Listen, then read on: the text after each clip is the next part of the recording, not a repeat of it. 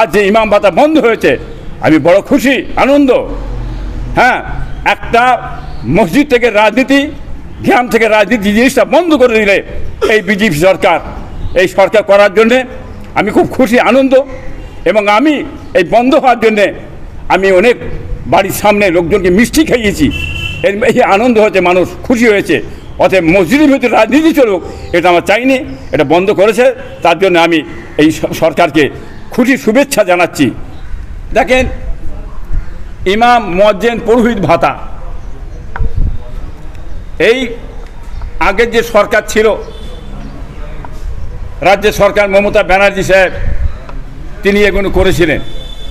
আমি তখন বলেছিলাম, আজ 15 বছর ধরে আমি এইটার প্রতিবাদ করে আসছি, তার অবসান কিন্তু ঘটেছে।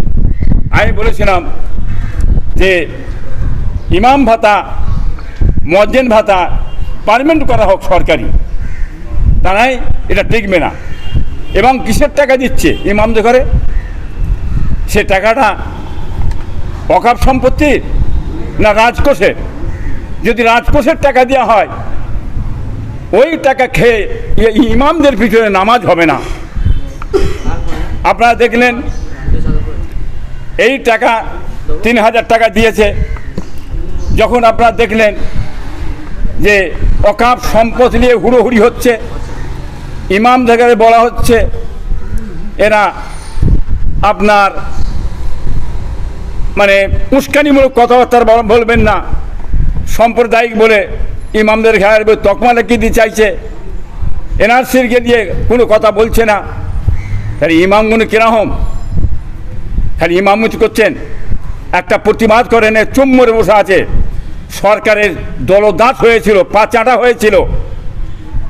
আজকে এই ইমাম সাহেবদের ইমামতি চলে গেছে, এই ইমাম সাহেবরা টাকা চলে গেছে। ইমাম সাহেবরা প্রত্যেকটা মসজিদে বসে রাজনীতি করেছেন, সরকারের দালালি করেছেন।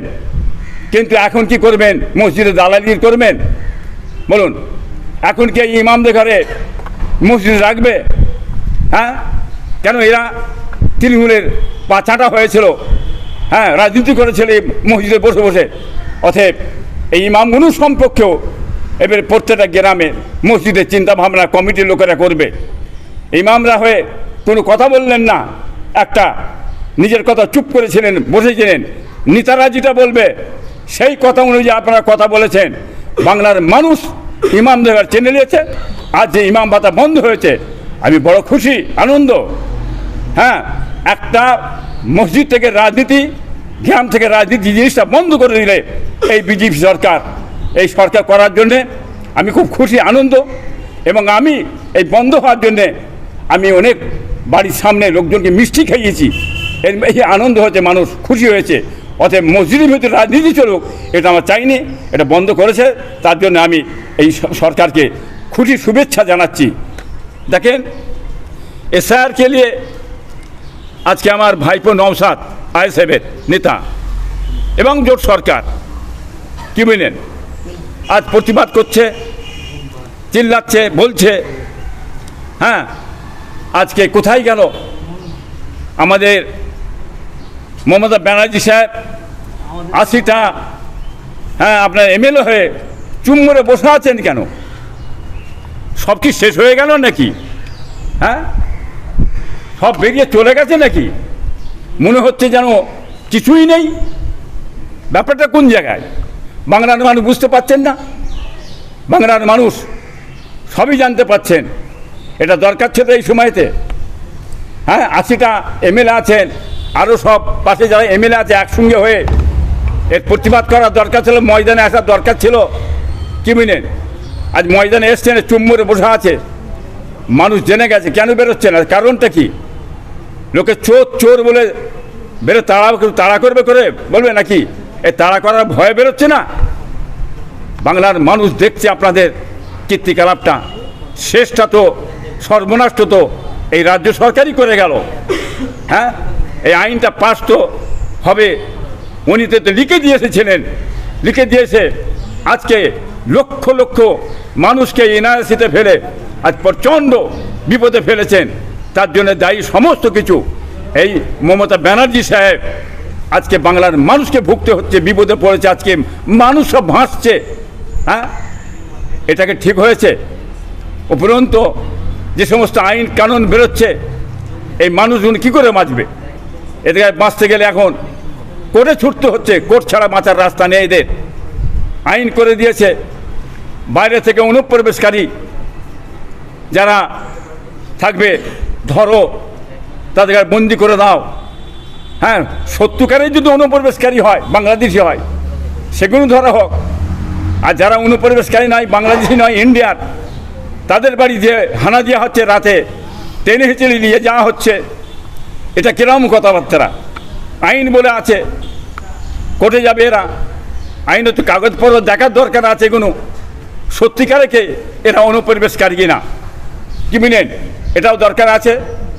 এবং কোর্টে যাওয়া দরকার আছে। হ্যাঁ, যাদের কাগজপত্র আছে কোর্টে হাজির হন আপনারা। একথা আমি বলতে চাইছি সকলকেই, আপনারা নিজের কোর্টে যে আপনারা হাজির হন। হ্যাঁ, এটা দরকার আছে, নিজেরা বাঁচুন কাগজপত্র নিয়ে। না, জুলুম অত্যাচার হচ্ছে, মানুষ বিপদে না পড়ে, এটাই বলতে চাইছি। বাংলা থেকে টিএমসি মুছে যাওয়ার একমাত্র কারণ কি নওশাদ? দেখুন, বাংলা থেকে টিএমসি মুছে যাওয়ার একমাত্র কারণ নওশাদের, যারা বলছে মূর্খ, অজ্ঞতা, বুদ্ধিশুদ্ধি নেই, হিংসায় অন্ধ হয়ে কথাগুলো বলে থাকে। 31টা আপনার সিট দিয়েছিল, হ্যাঁ, তার মধ্যে 25টা নিয়ে নিয়েছে তৃণমূল, বিজেপি নিয়ে নিয়েছে 4টে, একটা তো পেয়েছে আইএসএফ। তার আইএসএফ হতে পারে কী করে? এনারা এত সিট নিয়ে কী করলেন? হ্যাঁ, ভোটটা গেল কী করে, কোথায় গেল? বিজেপি এত সিট পেলে কী করে? এটা কি বাংলার মানুষ বুঝতে পারছেন না? আজকে একটা দলের উপর চেপিয়ে দিচ্ছেন। হ্যাঁ, একটা তো বামপন্থীরা দিয়েছে, তার জন্য 200 হয়ে গেল বামপন্থীরা। হ্যাঁ, বিজেপিকে নিয়ে আসার মূলে হচ্ছে 1 নম্বর এই টিএমসি সরকার। ইনি নিয়ে এসেছেন, ইনি করেছেন, যা কিছু দোষ ভোগ করতে হবে। ইনি নিজে বলেছিলেন সামনের ফন্ডে বিজেপিকে নিয়ে এসে আমি লড়বো। হ্যাঁ, ভুলে যাচ্ছেন কেন? সামনের ফন্ডে এসে বিজেপিকে লড়ে আজকে এত ক্ষতি করেছেন। ভোট এত পেয়েছেন, কি করে পেলেন? এত ভোটটা পেলেন কি করে? একটা শ্রেণীর মানুষ বলছেন, হিন্দুরা ভোট দেন না, মুসলিমরা ভোট যদি ঢেলে না দিত, এত সিট কোনো দিন বিজেপি সরকার পেত না।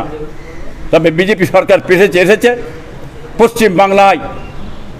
হ্যাঁ, শান্তি ফিরে এসেছে, কিন্তু কিছু কিছু জায়গায় এই বিজেপি সরকার আসার পরেতে অত্যাচার হচ্ছে, জুলুম হচ্ছে, ভাঙচুর হয়েছে। কিন্তু এই ভাঙচুরগুলো ঠিক নয়, এটা মেনে নেওয়া যাবে না। ভাঙচুর করার আগে তাকে নোটিশ করার দরকার ছিল, নোটিশ করে সেগুলো ভাঙচুর করার দরকার ছিল। বিনা নোটিশে ভাঙচুর করে দেয়া, এটা কিরকম? যাদের ভাঙছেন, হাড়ুয়াতে বহুত কিছু ভেঙে চুরমার হয়েছে, তারা কংগ্রেস সরকার আমল থাকতে তারা ছিল, তারা গরিব হিসাবে তারা খেত, বসবাস করত। আজকে সেটা ভেঙে ফেললেন।